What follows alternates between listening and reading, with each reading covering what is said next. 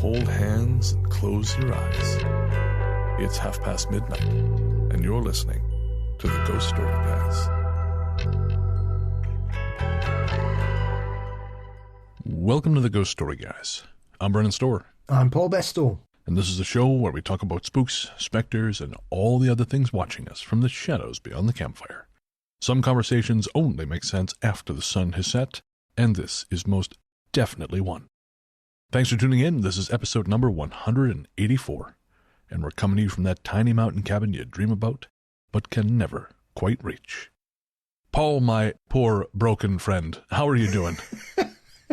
I'm enjoying painkillers. You are suffering the ignominy of back pain with no discernible origin, which is the sole province of us aging gentlemen. Yes, it's one of those things, when you get to a certain age and you have to be careful how you sneeze and stretch. And I just woke up Monday with a knackered back. Brutal. It's just not fair, man. It's just not fair. I must have been celebrating Godzilla's Oscar win in my sleep. A well-deserved Oscar win, man. Godzilla -1, that's a hell of a movie. Yes, and it just shows you should never give up on your dreams, because, Godzilla's 70, 38 films, and he's finally got an Oscar. That's a message for us all out there. Keep going, never give up. That's it. If Godzilla can survive the 1998 Roland Emmerich film, you can survive anything. As for me, I'm really tuned up on paranormal stuff right now because we have just finished an interview with Derek Hayes and David Flora, who of course we know from the Monsters Among Us and Blurry Photos podcasts, but they've got a new documentary out, Shadows in the Desert, High Strangeness in the Borrego Triangle. And we are going to be interviewing them on next week's episode on Talk Spooky. And I'm really looking forward to everyone hearing that conversation because, man, there is some weird stuff in the desert. There certainly is, and that's not including the people you meet. Boy, you are not wrong. But on this episode, we do not have stories of the desert. Instead, we have stories from our listeners, and they run the range. There are strange feelings in the night, and that's just for beginners. There is a lot of weird stuff waiting for us in this set of listener stories, and I'm very much looking forward to sharing them with everyone. But before we get there, we got to thank our patrons. This one's for the patrons. Patrons, we could not do what we do without you, so thank you. Genuinely, folks, every person who downloads the Ghost Story Guys, you help make us who we are. But patrons and Apple Podcast subscribers, you're the ones who allow the show to continue, and we are deeply grateful for it. So while, of course, we would like to thank all our patrons and Apple Podcast subscribers, we would especially like to thank our latest ones. They are Diane Patterson, Ross, Joe Nelson, and Martin. Guys, thank you so much. Again, subscribers are the ones who make this possible. We are deeply grateful to you. And while we'll wait till the end of the show to tell you about all the cool stuff you get, we will say for $1 a month over at patreon.com/ghoststoryguys, you get an ad-free feed. Who doesn't want that? Ads suck. Especially, apparently they're just shotgunning them into the show wherever the hell they want, which really pisses me off, I might add. But that's neither here nor there. We've already had that conversation. But if you don't want to deal with any of that garbage, sign up at patreon.com/ghoststoryguys or by subscribing to GSG Premium via Apple Podcasts. One last thing before we get to our stories. Shout out to our composer, Rainy Days for Ghosts. Rainy Days for Ghosts is a project of film journalist and musician Harper Smith. You can find more of Harper's work at rainydaysforghosts.bandcamp.com or by searching for Rainy Days for Ghosts everywhere you get your tunes. In fact, you can also get the latest edition of the Ghost Story Guys soundtrack. That is Ghost Story Guys Season 7, available on streaming platforms everywhere, Apple Music, Spotify, Deezer, which is not a D's Nuts joke, I swear. It is apparently a musical platform. And we are everywhere, streaming for free. You can also buy it on iTunes, but don't do that. But if you like the music you hear for the show, which is, again, composed by Rainy Days for Ghosts, you can now stream it for free wherever you get your tunes. All right, we're going to take a quick break, and we'll be right back with listener stories.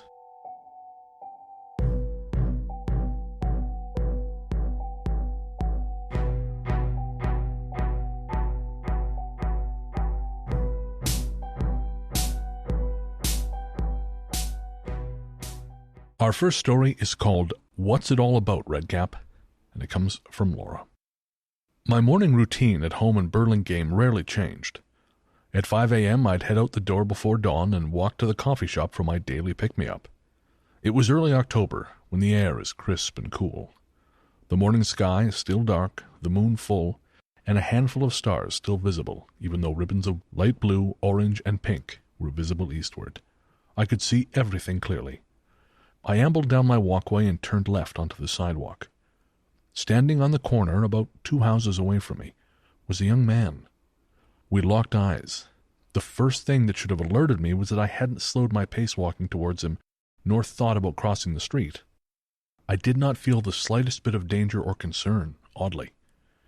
His presence in my neighborhood, dressed as he was, loitering on the corner without purpose, rhyme, or reason, was out of place. He seemed in his late teens, walnut skin and dark eyes, Middle Eastern or Central Asian maybe. He was wearing light blue jeans, a red hoodie, a denim jacket, sneakers, and a red baseball cap. Perhaps a high school kid.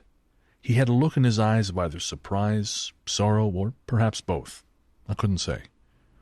We hadn't parted eye contact yet, but as I was approaching, I remember how shiny his eyes were.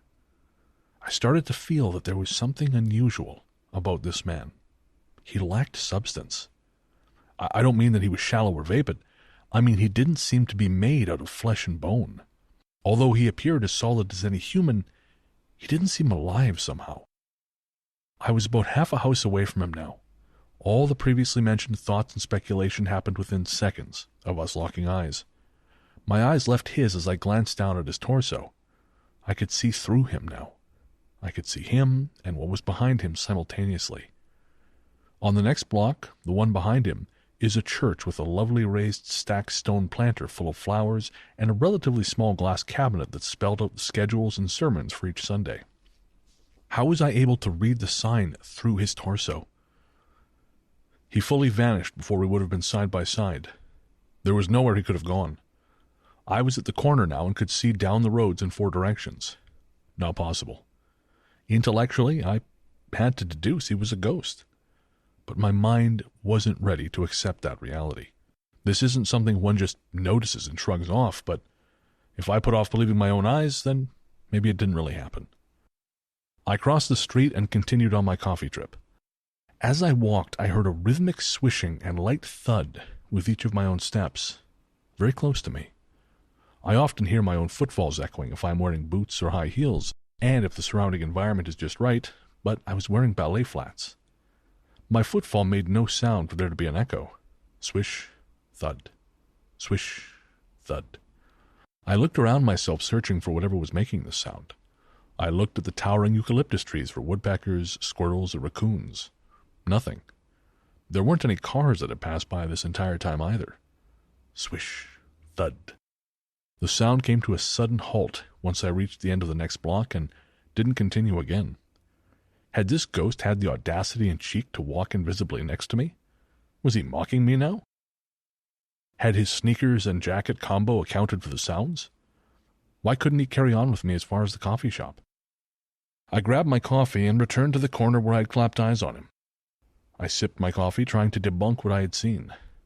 I watched as cars drove by to see if somehow their headlights might have caused this illusion, but, like I said, no cars had passed by the entire time I saw this solid apparition with sad, surprised, shiny eyes.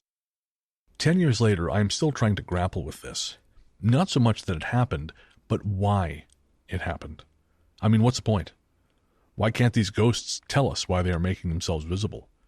Why do they make the effort to be seen but not speak? Do they get a kick out of scaring us? Perhaps because I didn't show fear, he decided to behave the way he did. Can they tell us anything? Was he standing there before I even left the house and I just happened to be at the wrong place at the wrong time, surprising him? The worst fallout of seeing a ghost is never knowing the answers to questions that arise. I went home and grabbed a sketchbook and some colored pencils. I drew exactly what I saw. If I ever doubt myself and my sanity, I simply look at the picture to reassure myself. Now, here is where things get strange. Every October, towards Halloween, my town's elementary school holds a chili cook-off party to raise money for the school. To advertise it, many parents place something on their front yards.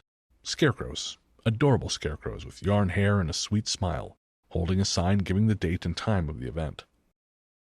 It's just the upper half of the scarecrow. The bottom half is just a long 2x2 wooden stake to pierce it into the lawn. That actually seems even creepier, but maybe this is me. Well, the neighbors at the end of my block, as well as others, placed one of these in their front yard. This was 2 to 3 weeks after I had my ghost appear on the sidewalk. But now each morning I would have to pass by a couple of these benign scarecrows on my way to coffee, and they scared the hell out of me. I'm not sure exactly why. Redcap was sentient, able to observe and react, but he wasn't tangible. He was dead. I could barely stand to glance at the cute scarecrows because they terrified me so much. Delayed response? We have since sold our family estate. Easton Drive, with its towering eucalyptus trees lining the road, is no longer a place we gather as a family, sadly. I wonder if the new residents experience anything within or outside. I'm sure in time they will. A few experiences happened within our family home, which I will save for a future email. Has anyone else had similar questions after the run-ins with the paranormal? Brennan and Paul, if you could ask a ghost any question, what would it be? I include here the picture I drew of this experience. I'm glad I had the presence of mind to sketch a picture of what I saw. Otherwise, I would keep telling myself it didn't happen and end up believing that. So, Laura, thank you very much for sharing that. It's odd because it's quite a distinctive style of dress, isn't it? So it's one of those ghost stories that always poo-poos this nonsensical idea that ghosts are only Victorian women running around everywhere shrieking, or that they're all Roman soldiers or something. Because dressed like that, it would suggest that whatever's happened to this particular individual is a fairly recent event, coupled with the resurgence in the strange phenomena of scarecrow festivals, which are very popular over here as well. Really? You know, I was thinking about this as I was reading it. I kind of wonder if we're seeing maybe a return of some of these things. Like, we've kind of come so far away from each other with the digital age. You know, it's just really kind of driven this wedge between us and sort of put these digital middlemen between so many of our interactions. And I wonder if we're going to see these returns to more tangible traditions just as a kind of cultural reaching out for something solid. And the old gods. Well, I mean, there's them too. They're probably pissed off as well, which is fair. Yeah. We have some strange ones around here. We have well-dressing festivals as well. What's that? Well, there's lots of like wells, wishing wells in the Peak District, and they dress them up and make them all look very smart, and they have competitions about who's got the best dress well. Interesting. This is like in Victoria where they put sweaters on the telephone poles. Yeah, we do that here with post boxes. People knit hats for them. Do you have the same issue we have here where someone always gets bent out of shape for the fact that they're making something for a telephone pole and not someone in need? Not a specific person in need, just the general concept of people in need. I think people like that just like to be annoyed about things because they've no concept if that person who's doing that isn't doing that, have they? 100%. Oh, yeah, no, I think those people are generally full of shit. There's always some outrage merchant. I mean, that's sort of one of the grand outgrowths of the digital world. If you're that outraged, what are you doing? I'm on the computer calling other people to account. That's what I'm doing. I'm very important. I'm in my mum's basement shouting at electronic signals. Yep. You're not wrong. And to hell with you all. I just finished reading this book of essays on the 90s by Chuck Klosterman called The 90s. Real complex title. When is it set? 1972. Ah, good year that. But yeah, and one of the things he talked about, he talks about the birth of the internet. And he talks about how in the 90s were kind of the last decade where you were expected to retain a bunch of knowledge, but you were at the same time you weren't expected to know everything. You weren't expected to have an opinion on everything. Your scope of knowledge was much smaller than it is now. And now, of course, with immediate access to information, you're kind of expected to have a position on a lot of different things.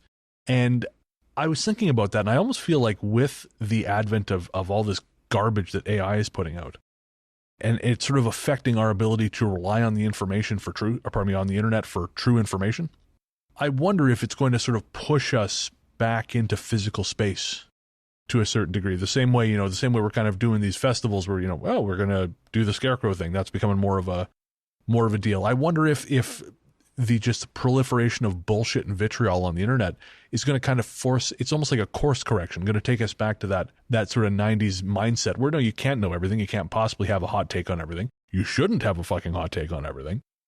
And I gotta say, man, I don't know if I mind if that's the case. I don't know if I'm upset about that. Yeah, I always like to try and minimise. I've gone through circle being online for like, I don't know, 25 years now. I had the internet towards the end of the 90s, listening to that and waiting 3 minutes for a picture to appear, to now wanting to not be able to see everything immediately.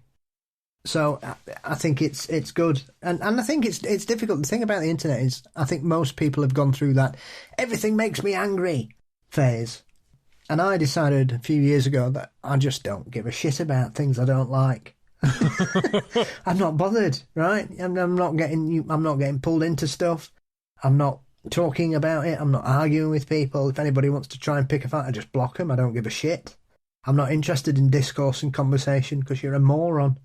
I'm not here to boost your strange moral compass. I don't care anymore. I'm not interested. So just be gone with you.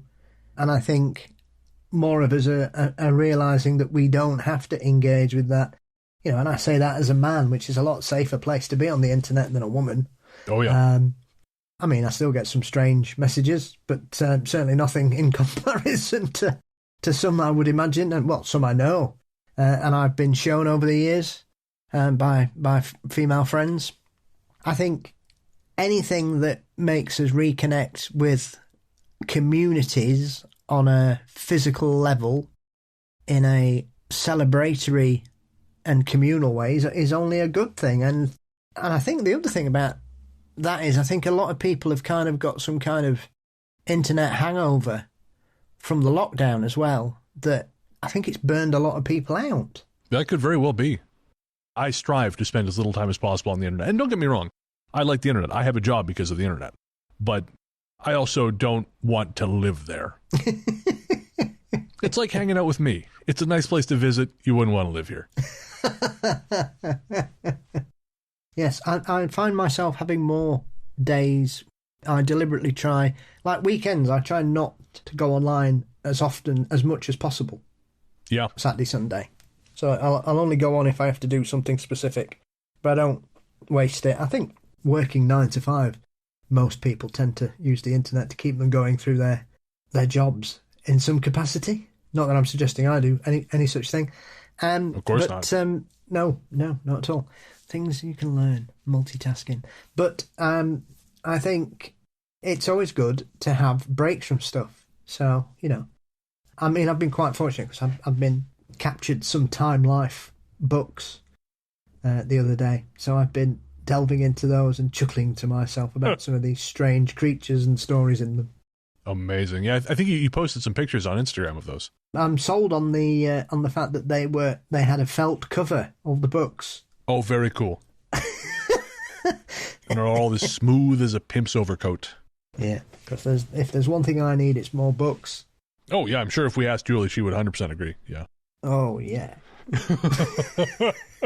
Before we move on to the next story, I'm kind of curious. So Laura asked us, if you could ask a ghost any question, what would it be? What would your question be? Why are you here? That would also be my question. I would follow it up with, how can I help you get where you need to go?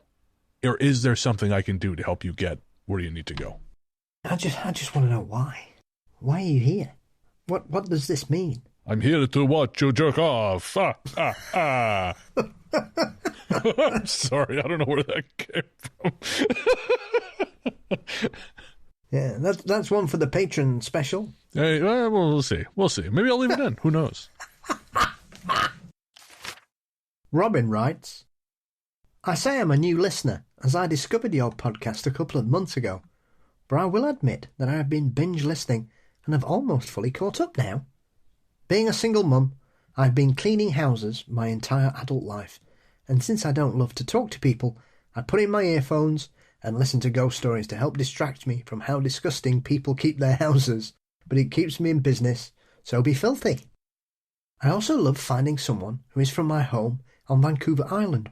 Born and raised in Nanaimo, and I've lived in Victoria for a couple of years before the outrageous housing prices drove us out. I've always absolutely loved the paranormal, and it started from when I was a small child and we lived in what I would call one of the most haunted places I have ever seen. My parents moved us off Vancouver Island due to a small stupid child, me, giving a complete stranger basically every last bit of information about my life, including my address, my best friend's address, and the school I went to at the time, and basically everything other than my blood type, and if I would have known that, I probably would have told him that too. So needless to say, we moved to a house just outside of Edmonton, Alberta for a short time, until my parents were sure I wasn't going to be kidnapped. This is where my story kind of begins. We moved outside of town alongside a very busy highway that leads out of Edmonton. We were basically one of the houses you saw and thought, why the hell would anyone ever live this far out of town? When we first moved in, the previous owner had bred and raised ostriches. He had almost about 150 of them.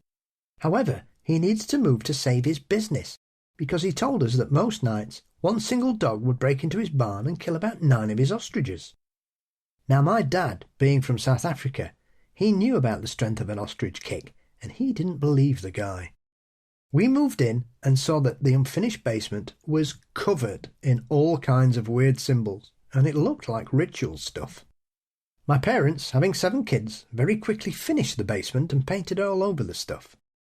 Within the first week, I started experiencing major nightmares about shadow people surrounding our house. Now I had a lofted bed, and would often wake up to see a shadow standing in my doorway watching me sleep. How this didn't scare the shit out of me and leave me screaming, I'll never know. I would very calmly climb down my bed, walk past it, and go into my oldest sister's room right across the hallway.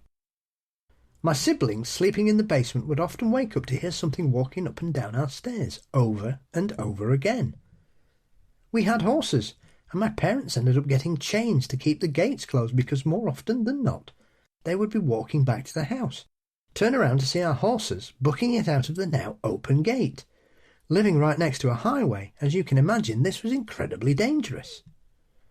This was a time before cell phones were as big as they are right now, and we probably had about 30 or so cars in the time we lived there, because that's where cars would break right down at our driveway for no reason, and we'd just have strangers come up to our house to ask to use the phone.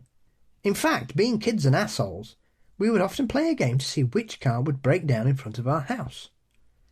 Now, my parents were being very confused by all the happenings in the house, and being very religious, tried to brush away all the weird things by saying they just needed to pray over the house.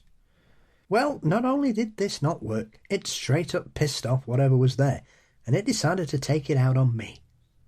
There were very rare moments when I would go to the restroom right across the hall from my bedroom and would not hear something pacing the hallway waiting for me to come out. My sister went to the restroom and I could hear her screaming inside, saying she had her hand on the light switch to flick off the light.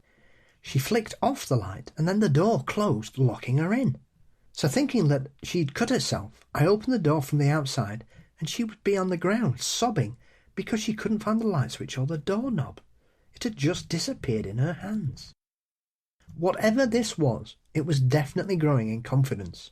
Since I was about 5 or 6 at the time, my bedtime was quite a bit earlier than that of my older siblings, and one night I woke up to my sister screaming at my parents because she could hear voices talking in the garage, which was next to her bedroom, but neither one of my parents could hear any talking.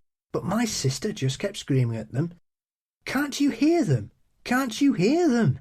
Even though I had experienced quite a lot in that house up until that point, I honestly thought my sister was going crazy. My dad went out to the garage and saw that no one was in there, and he couldn't figure out where she kept hearing the voices from, since everyone else in the house had gone to bed. My parents really didn't know what to think of the situation until one day. My mother was at home by herself as a stay-at-home mum. She did her cleaning while we were all at school. She was in the basement and could very vividly hear someone walk across the floor upstairs, jump down the 2 steps to the back door, and swing it wide open. She glanced around the corner just in time to see the door close. She went up and noticed that even with snow on the ground, there were no tracks from the back door. Hearing footsteps and talking at all hours of the night just became a regular routine for us as a family. I took to sleeping in my sister's bed most nights, as we were both too scared to sleep by ourselves. However, one day I decided to try and sleep in my own bed for a change because my oldest brother had bought me a golden retriever poster to put at the end of the bed so that I could look at it if I was ever scared. That night I woke up from a nightmare and turned to see that the Shadow Man was not there. However, when I looked at the end of the bed to take comfort in the beautiful golden retriever puppy, I looked and saw that it had morphed into some kind of hellhound, with blood running down its face, and it was growling at me. I very quickly yelled for my sister, and she came in and went and got my parents. Apparently me not sleeping in my own bed very much angered whatever was there, because the next morning I woke up and I was still scared of my poster. So instead of getting down the regular way facing the bed, I got down facing the poster to make sure I could keep my eye on it. I very clearly remembered 2 hands pushing down on my shoulders, and one of my shoulders got caught on the bed rung, and I fell to the ground screaming. My mother then had to take me to the hospital, and it turned out that I had broken off the lower part of my shoulder blade. When my mum tried to explain to the doctor that I fell off the bed, he didn't quite believe her, because apparently it takes a great deal of force pushing downwards for you to break your shoulder blade. This was also the house that our beloved dog bit my face and left me with 72 stitches across the majority of it, but she was obviously terrified of something that we could not see, and I have never blamed the dog. We moved out of the house shortly after that incident because my parents could not explain how I'd broken my shoulder blade, even after I explained that I'd felt 2 hands upon my shoulders and it pushed me down. After moving back to Vancouver Island, I've had many road trips out to Edmonton, Alberta, and always pass by that house. And something in me always silently praises that my car will not break down in front of it. I've always wanted to reach out to the new owners and ask them if they've ever experienced anything in that house, but I think that I leave it in the past. I'd love to know your thoughts, and this is more or less the highlight reel of the crazy shit that went on in that house. I've always wondered what the hell happened in or around that house. Well, where do we start there? I do not know. That is a lot. I knew we were in for something when somebody was blaming a dog for killing an ostrich. An ostrich can kill you. I was going to say, those are big bastard birds. These are not, they're not easy to kill. No, an ostrich would kick the shit out of you. Yeah, I've eaten ostrich. I'm worried that one day if I ever meet one, it's going to smell it on me, and that'll be the end. Yeah, I think if something's breaking in, ostriches are pretty hefty creatures. They're not taken down lightly. Yeah, that, as you say, that started things off. And then like the breaking down of the cars, the whole thing with the disappearing doorknob or like being locked, like it really seems like something is fucking with these people to a disturbing degree. Yeah, transmorphing images, shadow people. That was really, I was thinking about that. Because when I first read it, I thought, is this just sort of like a trauma thing? Like, because I wondered maybe they saw the image after they'd been mauled, but I feel like she would have mentioned that. I mean, that's almost a diabolical level of taunting at that point. To show someone, look at this dog with, gore on its face, and also now you're going to be attacked by a dog. Like, that's messed up. Maybe it was a psychic premonition and it was trying to tell her what it was going to do. I thought maybe, is it a warning? But I don't think it was. I mean, the fact that whatever this is sheared off her bloody shoulder blade, I cringe full body every time I read that. Yes, that's one of the few bones I've not broken.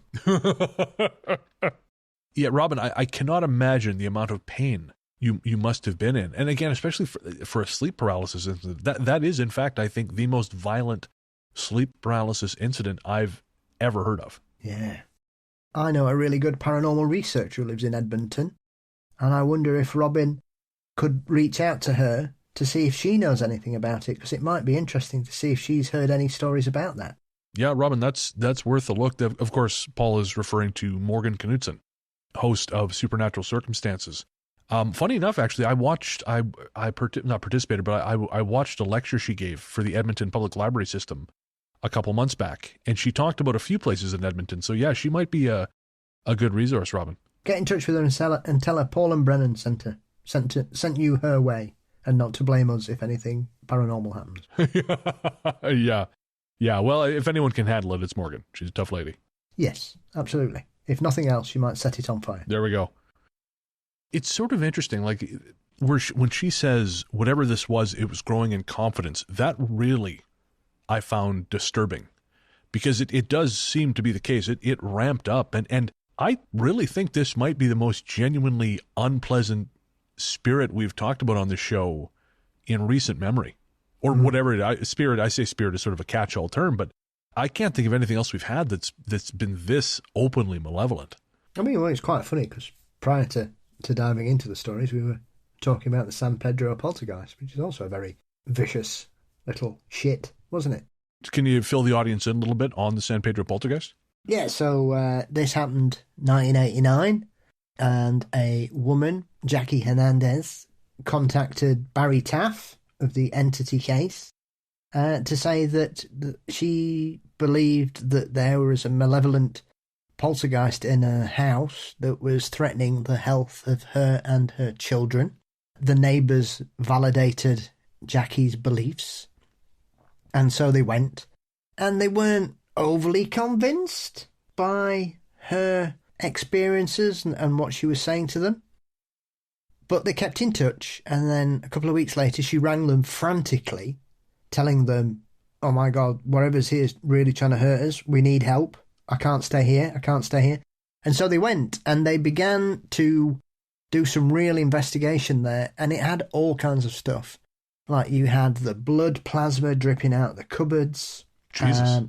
You had, I mean, it was analysed and proved to be blood plasma as well. It's not just somebody making that up. This documentary that I watched the other day, regardless of all its faults for the presenter and the way it was edited, it had footage of that stuff dripping off the dresser, I think it was. And you could see these kind of orangey, reddy sort of globules appearing and just dripping viscous liquid. It didn't look particularly nice. There's lots of strange lights flying about which were caught on camera, and I don't mean in an orb sort of way. A lot of them were sort of spiky, elongated lights that would change direction suddenly. They were negatively analysed and shown not to be insects, and they would seem to fly into people and not come out the other side. Obviously, the most famous incident was the cameraman, Jeff Wheatcroft, went upstairs to investigate because they kept hearing all these heavy footsteps in the attic. He screamed. The other guy that was with him, because the light didn't work, brilliant, the only way he could see was that he used a camera flash to illuminate the attic, and obviously caught the infamous picture of Jeff being hung with a cord wrapped around his neck, being pulled tight on a nail that was above his head. And he had to run across and bend the nail down to get him off because he couldn't free him. Oh. And obviously they got him down, and as he comes out of the attic, he's still got the cord wrapped around his neck, and you can see the swelling starting. Jesus. They were outside on the porch. The baby was there, and then when they went back, there was a strange, like, red thumbprint in the middle of the baby's forehead. It's a very crazy case, and it's quite strange because when they talk about it now, they seem to feel that this was some kind of self-induced poltergeist haunting caused by the personal frustrations of that particular person that became magnified because they were attracted to Jeff Wheatcroft. Okay. And Jeff's presence actually made the situation worse. What are your thoughts on that? I don't know. I don't know. I mean, there was clearly something going on for them to get there in the first place. Did one of the team being there and Jackie being attracted to one of them magnify it? Because often a lot of people will say that poltergeists are born of frustration and anger and situations. Not all of them, but some of them certainly are. Was that the catalyst that magnified the phenomena? And if so, was that the reason why Jeff was attacked? Yeah. I mean, know. it's almost like there's an observer effect. Like if you interact with it, almost not inspires it, but almost encourages it in some way. You know, like a misbehaving child. If Yes. you pay attention to its, or one of the people we were talking about on the internet from the previous segment. Yes. You know, if you pay attention to their bullshit, then they start doing more of it. Yeah. I mean, I don't know. I mean, Guy Lyon Playfair always used to consider that poltergeists were essentially some form of energy ball, and they just bounce around, causing havoc. But in other cases, he also thought that some of them may have been malevolent energy. I don't know. I mean, this is the thing about poltergeist. Once again, there was no prepubescent teenagers knocking about in this room, in this house. So it's one of those classic poltergeist cases where the focal point was not a teenager. It's a crazy case. And obviously you can, the footage and the photos are out there, and they have been for the best part of 30-odd years. It's one of two things. They either hoaxed the whole lot and everybody was in on it, or something very, very strange and violent was going on in that particular property. And why? I'm not really sure. I can't say I agree entirely with the summing up that Professor Taft came up with, but then again, I'm not a doctor of parapsychology, and Dr. Taft is. So what do I know? Fair enough. Well, Robin, thank you so much for sharing that with us. Again, yeah, we do encourage you to contact Morgan if you want to explore this further. She seems like probably the best person to be in touch with. And of course, if you do that, and if there is any development, please do let us know. This story comes from Jessica. About 2 weeks ago, it was a normal day with nothing out of the ordinary happening. My husband left after dinner to grab a drink with a friend, and I went about the usual nighttime routine with my daughter. I'm often home alone at night due to my husband's work hours and have never been bothered being alone. I got her to sleep and went to enjoy some TV when suddenly I became very uneasy, enough to make me get up and lock all our doors. Yes, we are those American country folk that never lock our doors. I also went around making sure all the windows were locked and checked on my daughter. Instead of feeling better about this, every nerve in my body went into high alert. I was fully in fight or flight mode without any apparent trigger. I heard no odd noises and saw nothing unusual. Now, I do suffer from anxiety, but this felt nothing like my normal anxiety or even a panic attack. The best way I can describe it is pure, primal, instinctual fear. I decided to casually text my husband, telling him, "Hey, I was feeling a little weird, so I locked the doors. You'll have to come in through the garage." I was hoping/expecting to get either no response or a smart-ass remark that I was being silly. Instead, he immediately texted me back saying, "I know. I feel it too.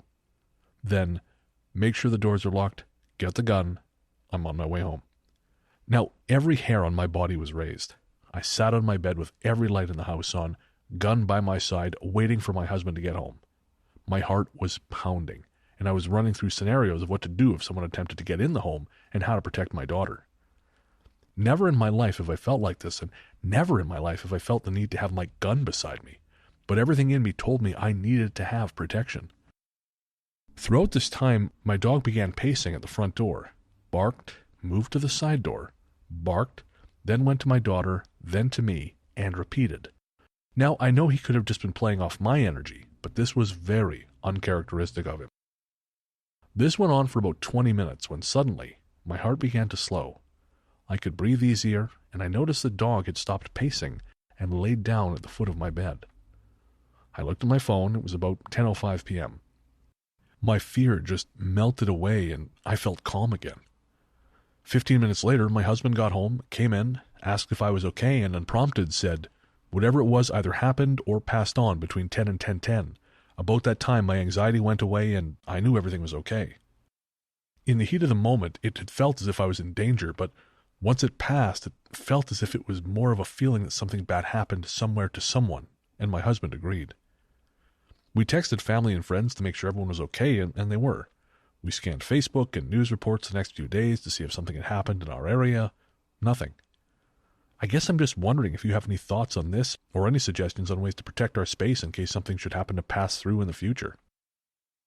So, Jessica, that is fascinating. Genuinely fascinating. And I actually have a story that I don't know if I've talked. I'm sure I have. I feel like I've told every, remotely interesting square inch of my life on the show, and there's not many of them. But when I was dating my first girlfriend, so this is 20 plus years ago, we were out for a drive at night in Revelstoke. And I remember we were by the highway and we passed Chevron.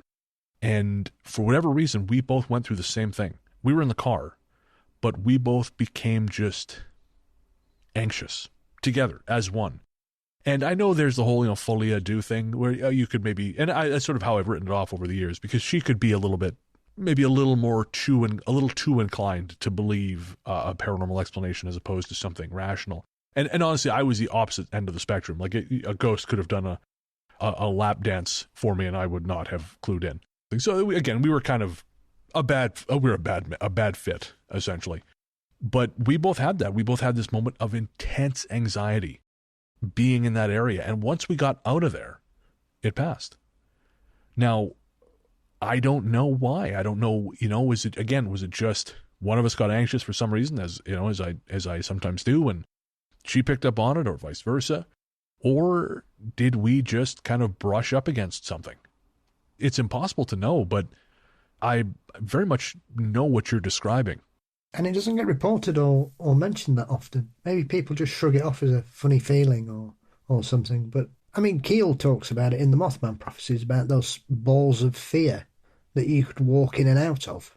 And you would essentially be struck by almost paralyzing fear that you would have to force yourself to keep going to get out the other side. And they weren't big. You couldn't see them, but they were there. I know a friend of mine, cryptozoologist Richard Freeman, he, strangely enough, following on from Ruth joining us last week, Ruth talked a couple of years ago about a very strange experience where she saw a figure standing on the side of a road in a place that it couldn't possibly be, and she was overwhelmed with a sense of fear to the point that she didn't want to drive down that road again, even in the daytime.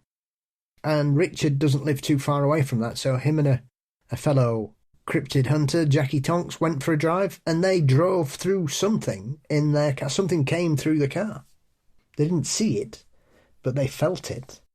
Fascinating. Well, interestingly enough, while I was putting this episode together, I was looking at Instagram, and of course, there's always those accounts that just clip shit out of Reddit and put them into image carousels. Yes. And I always, if this is a whole other subgenre on Instagram, I spend way too much time looking at this shit. But one came up today that was oddly apropos, so I just thought I'd share that here. This person says, "My mom and I were driving down a familiar road we usually take. At the stop sign, my mother went to turn when we both flinched hard. She, driving, looked at me and we both asked if we just felt something go through us. There were no cars around, nothing in street view. To this day, it still gives me chills."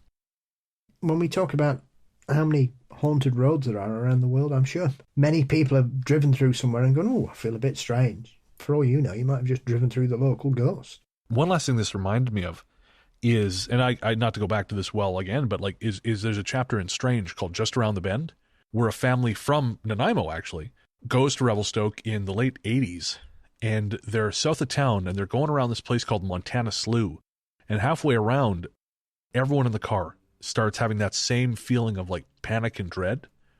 And halfway around, the father turns around and goes back, and he tells the kids, he says, "You have to promise me you're never going to come down this road again."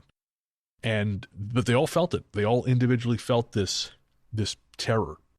But the teller of the story says that what made it really unusual, even more so, is that they never talked about it again. She said that normally our family talks about everything, but she said for whatever reason, this never came back up. And what I discovered in the process of doing a bunch of historical research is roughly maybe a quarter of the way around Montana Slough, which is when they started feeling this, there was a fatal car crash there in the late 80s. And I've always wondered, because I've never been able to find the people. I found I was actually allowed to use a story by a different, by a website who archived these things. I was never able to find the family. But I always wondered when exactly it happened, because I'm curious, were they picking on what's on the car accident that had happened, or the car accident that was going to happen? Well, there are certain sites over here where they become notorious as over here we used to call them accident black spots, and then they decided that was offensive, and now instead of that, because you'd have a sign saying "Caution, accident black spot ahead." And they've removed that now, and now it says, "Caution, danger of fatality ahead." Very direct. Yeah, okay, right. So you're like, okay, just focus on driving.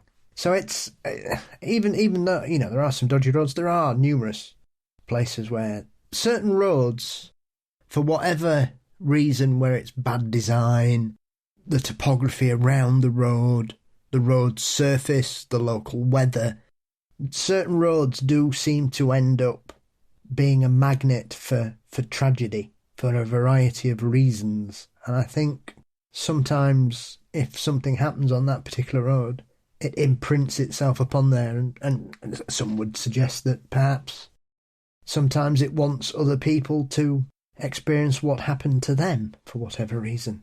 Yeah, that could very well be. One final thought, Jessica. You ask us what to do in future. Again, no one really knows. I would say your response is probably the best thing. Batten down the hatches, wait for it to pass. It may be nothing, or it may be something. It's hard to say. I mean, it's that thing with anxiety. Sometimes anxiety protects us against external threat. Sometimes it just winds us up because our brains suck.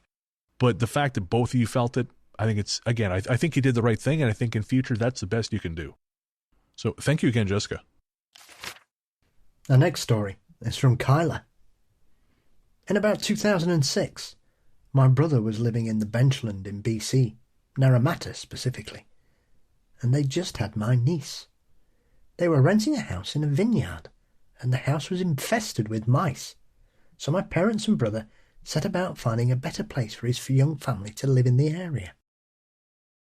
They looked out and found a house at a steal of a deal in the hills, and if you know this area, that's a big deal, as most of the houses in the hills of Naramata, they ain't cheap. It was a run-down little place and nothing fancy, but as my brother's trade was carpentry, and my dad had some experience with building houses and renovation, they were eager to tackle the job and get the place habitable for the new baby. Fast forward a year or so, and I am auntie babysitter duty. My brother and his wife were off for a brief trip, leaving me and my now toddler niece and the dog, a German shepherd, to our own devices at their house. The house had a wide, long yard with a chain-link fence around it, and the house itself had a deck that wrapped around the back and the side. The area is crazy with wildlife, bears and cougars, raccoons, marmots and rattlesnakes, so the fence was necessary, as well as acting as a barrier between the yard and the deep ravine the lot backed onto.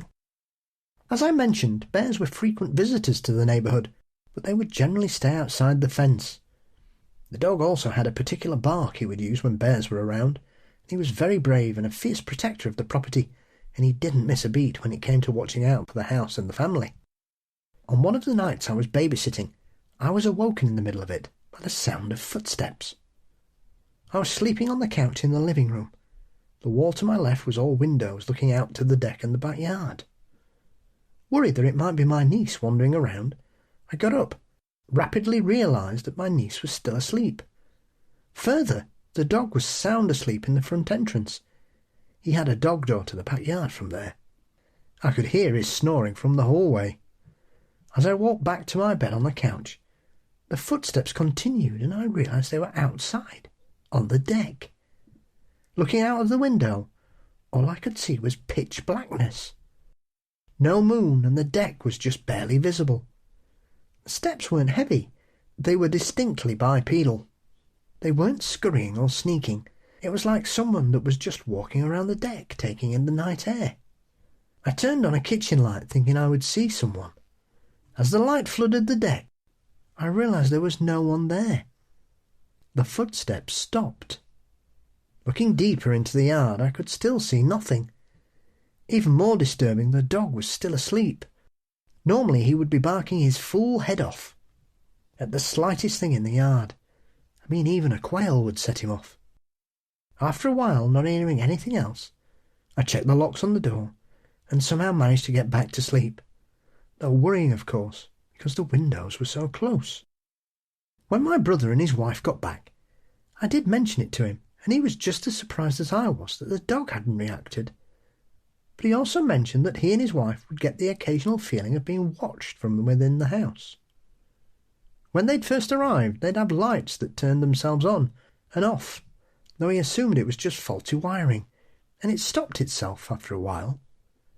The thing that got me, though, is when he said, "Did you ever wonder why we got such of a steal of a deal on this property?" I admitted I'd never thought to ask about it. He went on to explain that the man who had owned the house was a widower who lived there by himself and was estranged from his family. He'd lived alone for a very long time, and the house had slowly fallen into disrepair around him as he'd gotten older and less able to keep up with the place.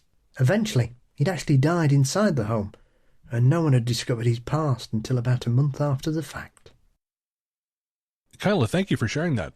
I don't know, Paul, what do you think about this? I still can't get my head around people who don't have curtains. What the hell's going on with these people? I don't care where you live. Get some curtains up, man. Yeah, a friend of mine used to house sit for her boss in Victoria, and he lived in a part of town that was more rural. And I remember one time going over there to drop something off.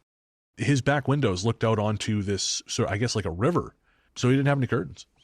I could not do that under any circumstances. I have one window in my apartment here that doesn't have a curtain, but I'm also on the third floor. So it's slightly better. And I'm not near that window very often. But yeah, generally speaking, I couldn't do it. I remember once hearing a woman talking about a property he had somewhere. I think it was in either Oregon or Washington State. And it was a big place that was away from, I don't know, half a mile from the next house. And they'd got no curtains. And obviously she could see the things wandering around. Outside, you just see these lumbering shadows. And I just thought, what, get some curtains up then. Don't just stand there. Cover it up. Because if you can see out, it can see in. Ignorance is, in fact, bliss. And so I still find it amazing that people have properties. I mean, I suppose, as you refer to there, Brennan, I mean, if you've got a beautiful view, then the temptation is, if you live in the countryside or you've got a beautiful vista outside of your front or your back windows, then yeah, I suppose you want to do it. But at the end of the day, if it's dark, you can't see anything anyway, so just shut the bloody curtains. I am far too aware. I think because I am such a deviant in my heart, and I, I am such a creep that I am only too aware of how exposed you are in these situations. Like, because I'm someone who likes looking at people's windows if I'm walking past their house. If you got your curtains open, it's at nighttime, and I'm walking past your house, I'm looking as I'm walking past. I'm not going to stop and creep, but I'm going to look. And so I know that I'm out there, and I know I'm not the only one. So, by God, and that just goes for all kinds of dangers in the world, I am aware that I am the villain, and so therefore the villain is out there, and I can't say ignorance is bliss, but I can't be ignorant. I'm just too aware that there's probably some, if nothing else, pervert Sasquatch out there staring in my windows, and I will not have it. He can subscribe to my OnlyFans, like everyone else.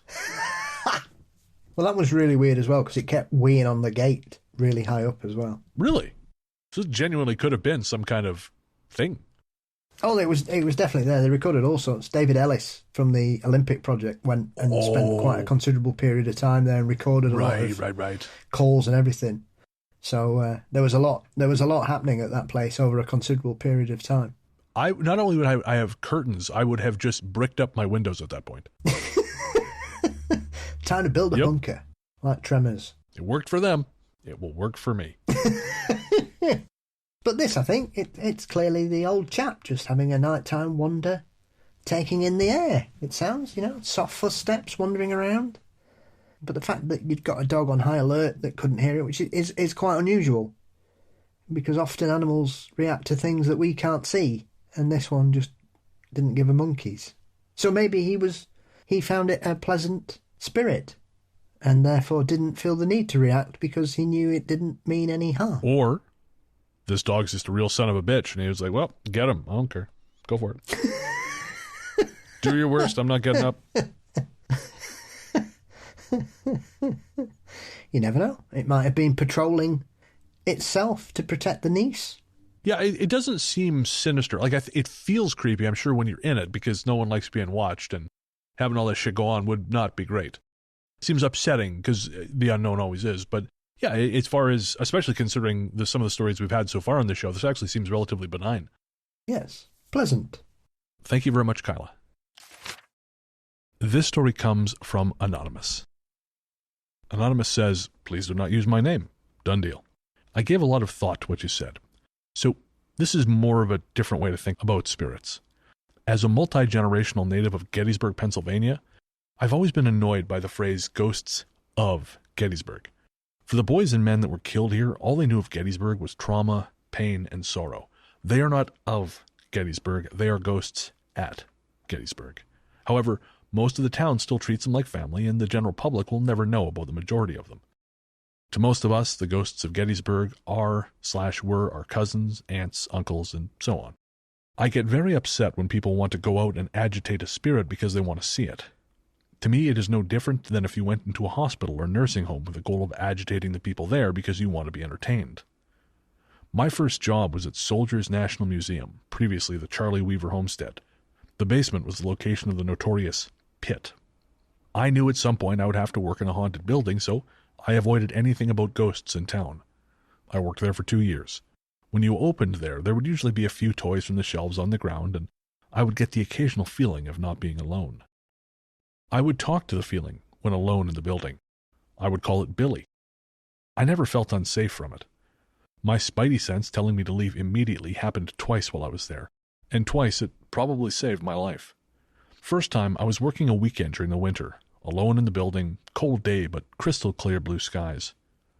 Around noon, I was just overcome with horrible anxiety, probably my first panic attack. I am someone that was blessed with a chemical composition and upbringing that it takes a lot for me to get anxious. I am also blessed with the confidence to trust my gut, even at 16. I called my boss and the weekend supervisor, said I was sick, needed to go home immediately, ran through the museum to make sure I did not forget about someone back there, tossed the money in the safe without counting it, set the alarm, locked the door, and ran to my car. When I was about 5 minutes from home, there was a freak blizzard. The skies opened up, there was 2 feet of snow, and in 2 hours there was 2 feet of snow and ice. Phones went out, electricity went out. This was before cell phones, so I would have been stuck in a building with no food, no heat, frozen pipes, and no way to call for help. Or worse yet, stuck on the road or in a ditch. And folks, this is me butting in here. Just a content warning, the next paragraph briefly touches on the topic of sexual assault, so if that's difficult for you, I would skip ahead about 1 minute. Just a warning. So, going to count down here, 3, 2, 1, last warning. Okay. Anonymous goes on to say, the second time was summer. I was working the 1 p.m. to 9 p.m. shift. Around 7 p.m., the same thing happened. Horrible anxiety. I made the phone calls, closed up the museum, and went home. That night, the girl that worked in the shop next to the museum was kidnapped from the shop, beaten, and raped by 2 men. I have never felt anxiety like that since, and the amount of gratitude I have toward whatever caused that feeling cannot be measured and never repaid. A few years ago, while waiting for kids to finish up from sports practice, I walked to the building. It is shops now, so I went in to look around. It was a crystal and candle shop. I walked around, and the shop owner called out, "Hey, Billy wants me to tell you he is okay." The shop owner also wanted me to know after they closed the shop, they put out toys. I still feel guilty about abandoning them. And Anonymous, one, just thank you for sharing that. And two, I think you make a really good point, and this is something that I think we have to watch out for when we talk about this stuff, right? It's so easy to forget about distinctions like that. You know, these are not ghosts of Gettysburg, they're ghosts at Gettysburg. And it might seem like a small distinction, but I do think it's important, but I'd never considered it before. Definitely. It is important. And I think it's interesting that we've ended up, and this was unplanned. Again, I just kind of found 6 or 7 stories that I thought, you know, would be good to share on this episode, but I wasn't anticipating this undercurrent of anxiety keeping you safe. But it's interesting that we've got so many stories where there's this something external, seemingly at least, that is propelling you towards safety. Yeah, I think it is one of those things that a lot of people have an experience of or know somebody had. You know, and we're not talking about the kind of premonitions that people had before the Titanic set sail. Of course, on the scheme of things, though, some of those stories are incredible, really. I was like the one about the woman, one of the oldest surviving survivors, whose mother was absolutely convinced the boat was going to sink and stayed up all night wearing 3 coats. And then it hit an iceberg, and she said, "That's the only reason I'm alive, because my mum was convinced the boat was going to sink." Wow. I've forgotten her name, but it's quite a famous case. Obviously, it's slightly older character because she was a child who survived.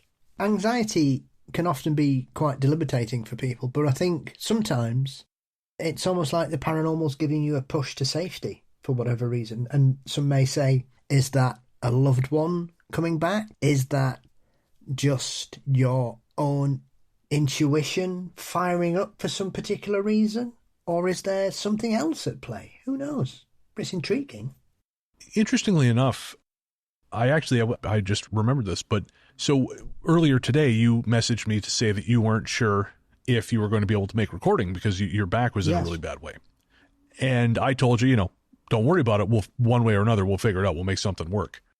But what's interesting is earlier in the day, before I got that message, I had this strange errant thought in which I was telling that to you. It's like having a conversation with you in my head. And the reasons I was telling you this, I don't even remember what they were, but I just remember telling you in my head, again, just sort of having this conversation as I think I was running errands or something. But I was telling you, yeah, don't worry about it. We'll, no matter what it is, we'll figure it out. If we have to record another day, it's not a big deal. But then I got that message from you. And so again, it could have been just coincidence, but sometimes I think in our quiet moments, you can drift around a little bit and maybe pick up on things that otherwise your conscious mind would not notice. It's like, when I was in LA and I was alone in that hotel room and I was going to go to see Roast Battle and I just couldn't get myself out the door. And then it turns out that night, Roast Battle, there was a shooting in front of the comedy club where I would have been hanging out because I always hang out at that bar. So I would have had a front row seat to a murder. And I think it's good to listen to that intuition. Like, again, anxiety is anxiety. You can't live your life in perpetual fear. However, if you're not prone to that, and all of a sudden you're presented with a situation where you are alarmed for no apparent reason, I'd say listen to it. I mean, that saved your life. Yes. I know we've talked about it before, but that literally saved your life. Yeah, saved me and probably a couple of other people's lives. Didn't save everybody's, but yeah, sadly you can't save everyone. It could have been a lot worse. Would you mind, just for new listeners, would you mind quickly revisiting that story? No, not at all. It was August 1992. I was at a friend's house. We were all hanging out, what we used to do when we were kids. Well, kids, teenagers. I was the oldest person there. I was 19. So we basically used to spend our summer holidays just moving round friends' houses when the parents went on holiday. So we'd all move in for a week and just get hammered, hanging out, watching MTV and listening to music, staying up till 5 a.m. every night, playing on the Mega Drive and stuff. And this one particular night was during the 1992 Olympics, Barcelona Olympics, which is what I remember about because I love the Olympics. And so the guy whose house it was, Dan, who's still a dear friend of mine, and my best friend John and Dave, decided they wanted to go out drinking, and I wasn't fussed. So I said, "Well, you guys go, I'll stay." And Dan said, "Well, you're the oldest, you're in charge." I said, "Yeah, fine." So we just sat about, getting stoned, watching telly, listening to music, just chatting. Me and the rest of the gang. It was about, I don't know, 7 or 8 of us, boys and girls, just chilling out. And they got back about 10:30, 11 o'clock, and Dave was really annoyed, really angry. Something had happened. Wasn't really sure what had gone on. They weren't drunk. They'd had 3 or 4 drinks. Nothing massive. And he was absolutely adamant that he was going to go and sort this situation out with this kid who lived in the next village. And we were like, no, let's not worry about it. It's 11 o'clock, it's Friday night. Chill out. We can sort this out tomorrow. If there's a problem, let's just relax. If there's an issue, we can deal with it tomorrow. And like Dan and John are like, we've no idea what's got into him here. I mean, this is the other aspect of all that. It was very out of character, and he was so driven. It was really strange because the other two couldn't comprehend why he was so annoyed about something that they didn't seem to think was overly important. And so, obviously, you've got people there, and everybody's going, "Oh, well, I'll come here. We'll go sort it out." Oh. And all of a sudden, I just heard a voice say to me, "If they go, they'll die." Clear as day, in my ear. And I just went completely cold, and I thought, I've made a bit too much here. Am I throwing a whitey? What's going on? And I didn't want anybody to go anyway, because it's 11 o'clock at night. I don't give a shit. Because if anything's going to cause the police to turn up, it's a load of lads turning up at somebody's house at 11:30 at night on a Friday night in a fast car.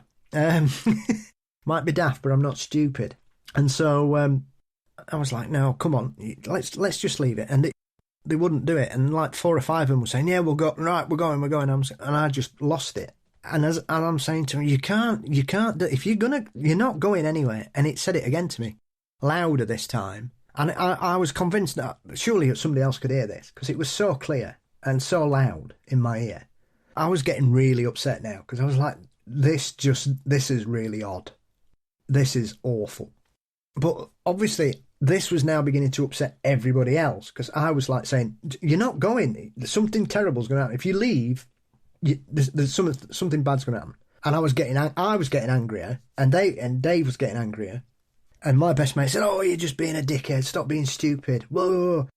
But in the end, I got so stressed about it that nobody else apart from my best mate wanted to go with Dave. Everybody else said, no, we're not going. So they flew off, and off they went. And Dan's like, oh, I cannot believe. Because basically I said, if you leave now, you'll not walk back over that threshold. Right? Which is one of those things sometimes you think, should I have really said that? But it doesn't really matter in the scheme of things looking back. And so they went. And so Dan was really upset. And everybody else was a bit on tenterhooks because me and Dan were the oldest. It was Dan's house. There was a bit of friction there, obviously, because of what I'd said and how I was acting. And I was acting strangely as well by this point because I'd had this thing say this to me 3 times and I ended up saying what I said to them before they left. And we were sat there, I don't know, 20, 25 minutes. And then the phone rang and I said, they've crashed. And he went, you wanker, how can I? You're just obsessed. You always want to be right, don't you? You're always showing off, trying to show off. You always want to be right.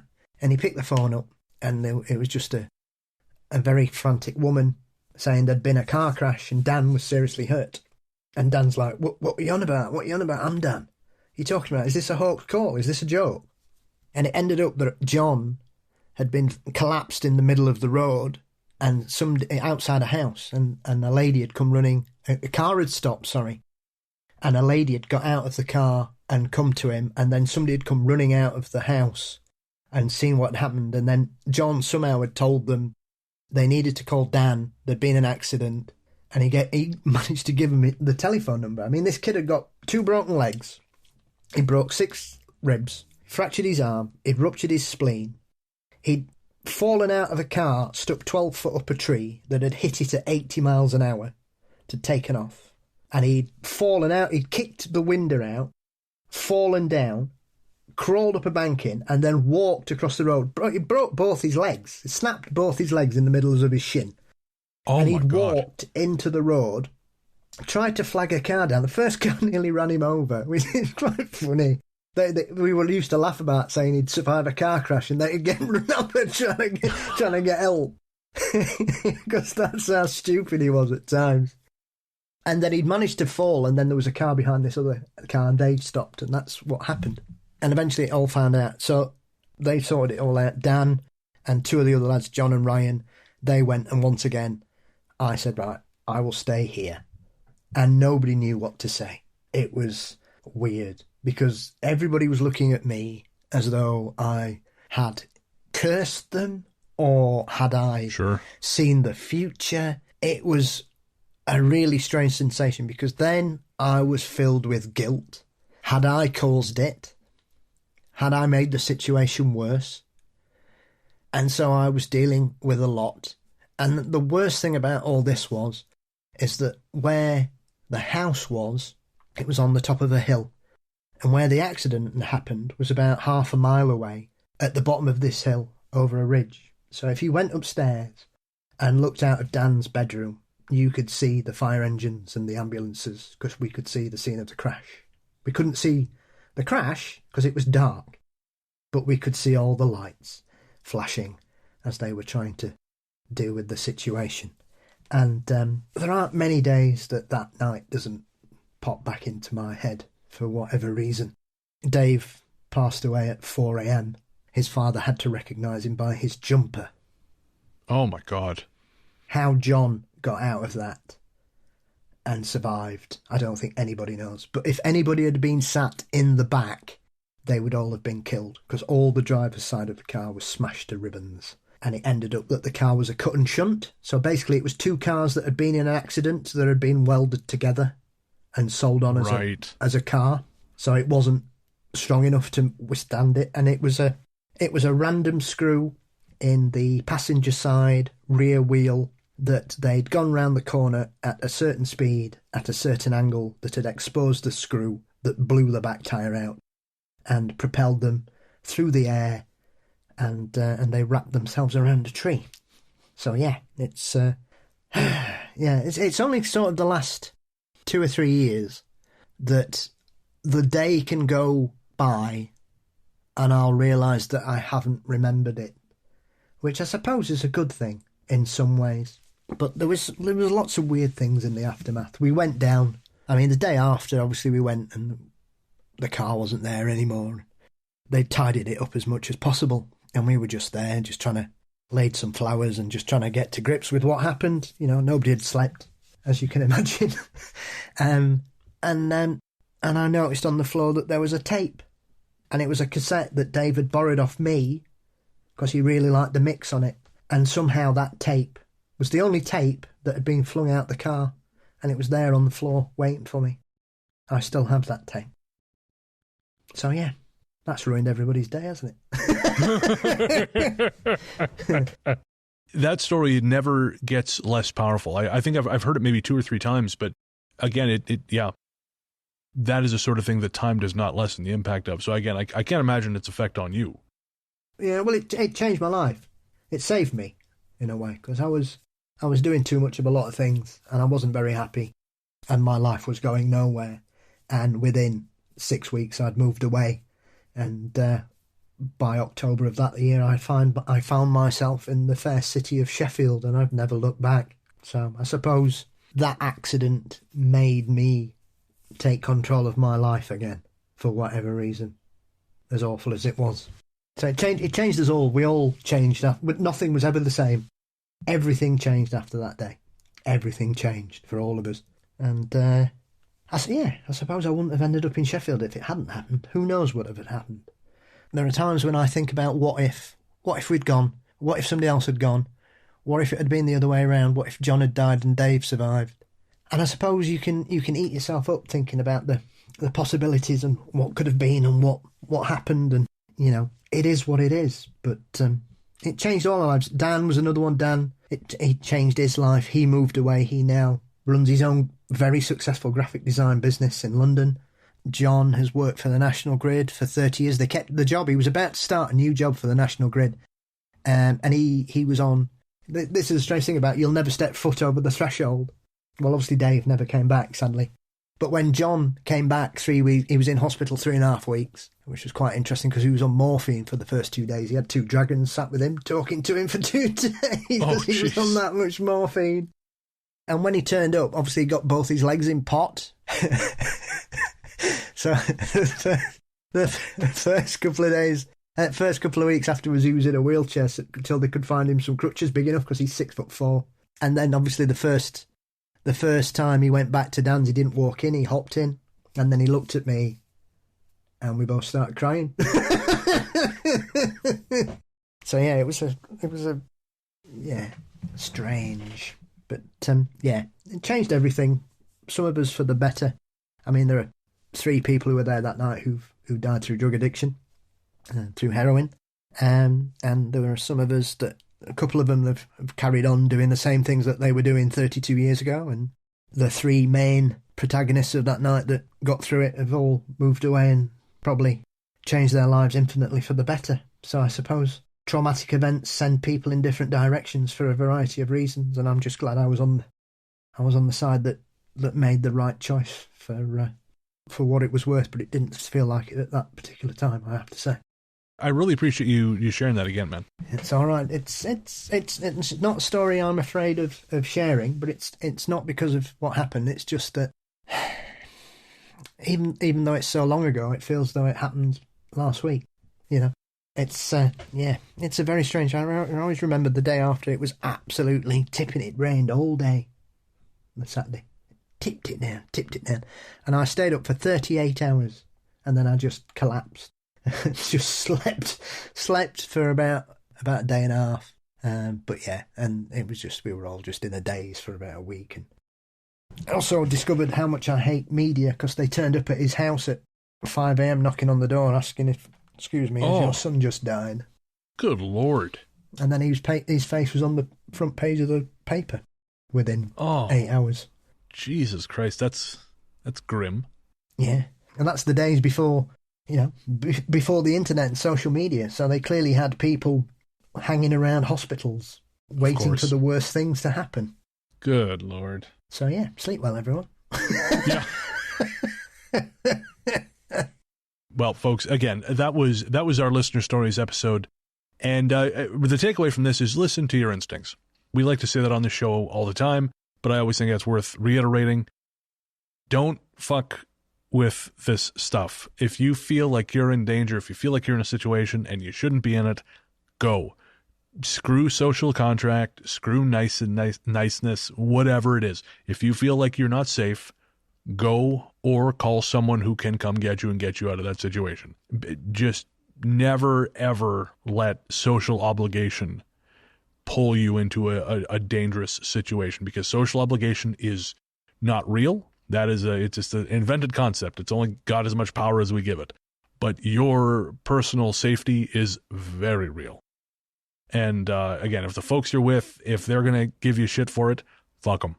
It's not worth it. So stay safe out there. Thank you to everyone who sent in their stories. Again, we love hearing your stories because it allows us to have these moments, these invisible threads that seem to just wind their way through what it is we do here. And whenever this happens, I always feel like I'm always reminded of how lucky I am to have the job that I have.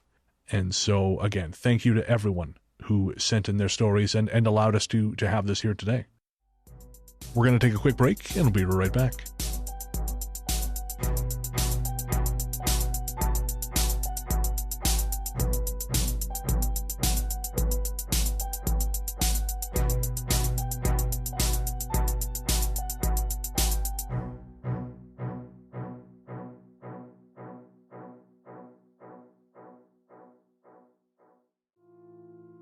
Hey there, listeners.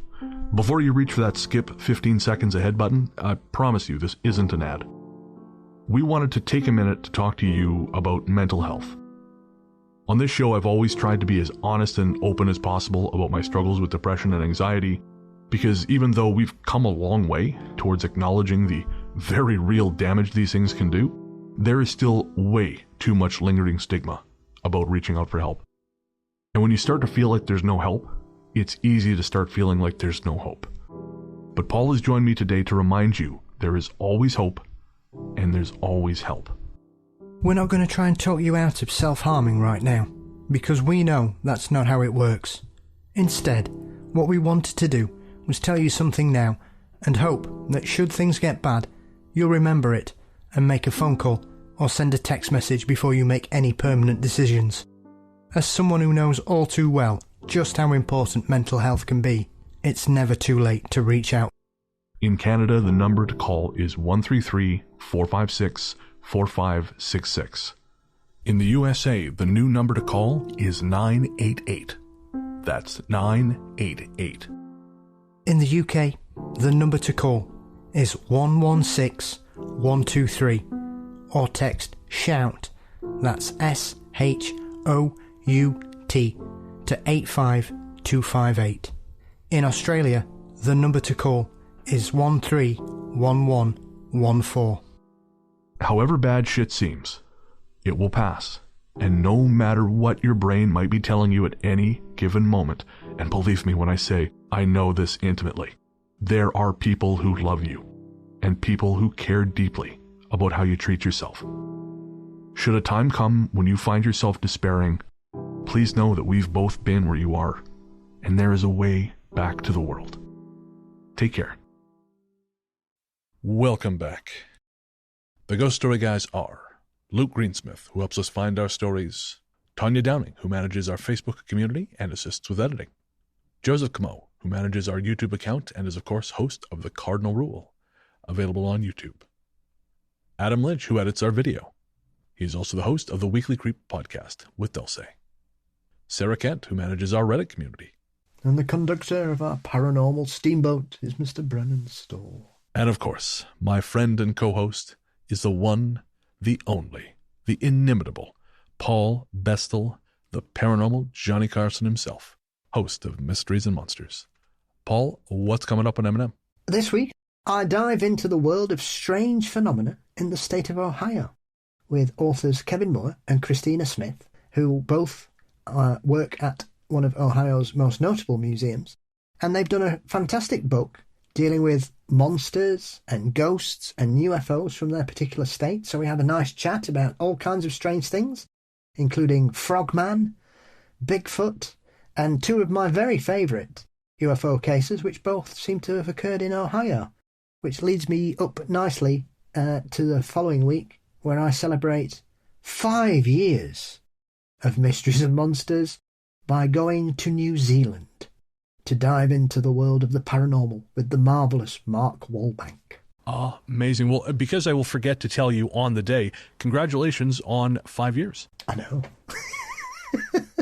Yeah, I'm only 30 episodes ahead of where I should be, really, if I was doing like one episode a week. But instead, let's celebrate with 280. But yeah, 5 years on the 28th of March. Jesus. That's incredible. Not only that, but you've actually now been on more than 200 episodes, or more than 100 episodes of this show. Ooh. Yeah, I realized that the other day because we're only on 84, but we've also done 21 episodes of Talk Spooky. So you've actually been on 105 episodes of Ghost Story Guys. And I've guested on 2 in their first to 100, didn't I? A gold medal. I'm telling you, putting up with me that long, that's a gold medal. No wonder I celebrated by guesting on High Strangeness recently. As well you should. And where can everyone find you online? You can find Mysteries and Monsters across most social media platforms, though I'm no longer on X. I finally kicked it. So I'm on virtually everything else. Or wherever you find podcasts of varying qualities, you shall find Mysteries and Monsters lurking amongst them. Fabulous. I'm Largely the Truth on Threads, Instagram, Blue Sky, and Letterboxd. And you can find my horror movie show, Weird Together, everywhere fine podcasts live. As we said at the top, this show only exists because of our patrons and Apple Podcast subscribers. We are deeply, deeply grateful for each one of you. And if you want to join them in helping support this show, head to patreon.com/ghoststoryguys. That's patreon.com/ghoststoryguys. Or sign up to GST Premium via Apple Podcasts. We have all kinds of tiers and levels, but we will say for $1 a month on Patreon, you get an ad-free feed. And who doesn't want that? Ads suck. And again, for more information, head to patreon.com/ghoststoryguys or sign up to GST Premium via Apple Podcasts. If you want to pick up some Ghost Story Guys merch, head to our website, ghoststoryguys.com. We have all kinds of cool stuff, and you'll get a personalized thank you video from me and Paul if you do. Shout out to our composer, Rainy Days for Ghosts. Rainy Days for Ghosts is a project of film journalist and composer Harper Smith. You can find more from Harper at rainydaysforghosts.bandcamp.com or by searching for Rainy Days for Ghosts or Street Witch on music streaming platforms everywhere. Our theme song, Radio, Into the Darkness We Go, is composed and performed by Peter Kurosawa Pizzanta Music. Find more from him by searching for Pizzanta Music wherever you get your tunes. And I guess that's going to do it. We'll be back next week, but until then, Into the darkness we go.